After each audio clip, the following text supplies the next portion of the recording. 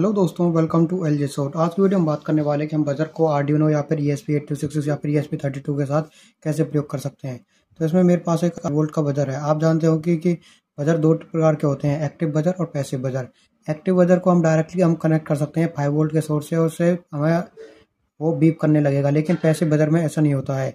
इसके लिए हमें आर्डिनो टोन को एडजस्ट करना पड़ेगा, जिसके अनुसार से ये बीप करेगा।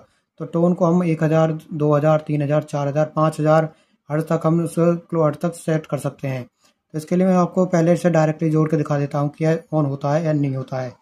तो मैंने इसके लिए ये मेरा ESP8266 बोर्ड है, जिसके लिए मैंने पॉजिटिव पिन को पॉजिटिव से कनेक्ट कर देता हूँ। आप देख सकते हैं कि मैंने इसे पावर सोर्स से कनेक्ट कर रखा है। जैसे रीसेट के बटन देख सकते हैं, पावर ऑन है। मैं VCC और ग्राउंड के थ्रू इसको पावर दे रहा हूँ ESP8266 की। ये 5 वोल्ट 3.3 वोल्ट की पावर आउटपुट देता है, लेकिन यह इस पर काम कर सकता है।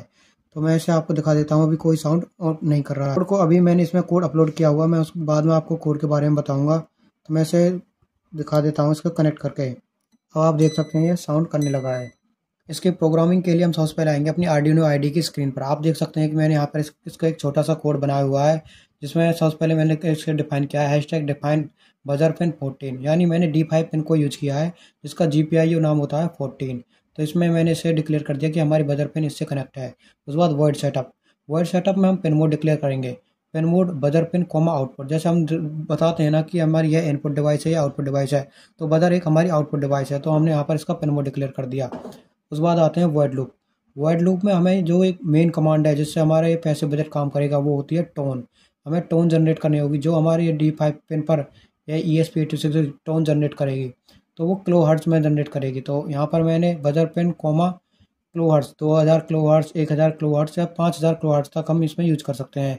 लेकिन 2000 से ऊपर आपको यूज़ करने के लिए से एक्सटर्नल 5 वोल्ट का सोर्स देना होगा, क्योंकि GPI जो पिन मैक्सिमम 20 मिली एम्पियर तक करंट को सहन कर सकती हैं।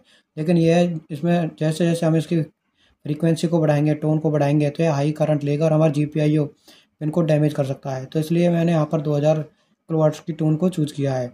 उसमें डिले दिया है 500 सेकंड का, 500 मिली सेकंड का। उसके बाद नो टोन बजर पेन। उसके बाद हमने यहाँ पर नो टोन दे दी। उसके बाद डिले 500, मतलब 500 मिली सेकंड का। उसके बाद जीरो, यह मतलब इसका हो गया कि यह 0.5 सेकंड के लिए ऑन होगी और 0.5 सेकंड के लिए ऑफ होगी। और उसमें हम कोडिंग में को से कंपाइल करेंगे और वेरीफाई करेंगे। कंपाइलेशन के लिए आप पहले से वेरीफाई करेगा कि इसमें कोड में कोई एरर तो नहीं है। एरर होगा तो ये ऑटोमेटिक यहाँ पर शो करने लगेगा। तो देखो, जैसे हमारा ये कंपाइलेशन स्टार्ट हो चुकी है। आप देख सकते हैं हमारा कोड कंपाइल हो गया, अब इसमें अपलोड हो रहा है। ये देख सकते हैं हमारा कोड कंप्लीट अपलोड हो गया है, और आप इसमें देख सकते हैं कि हमारे बीप की साउंड कर रहा है।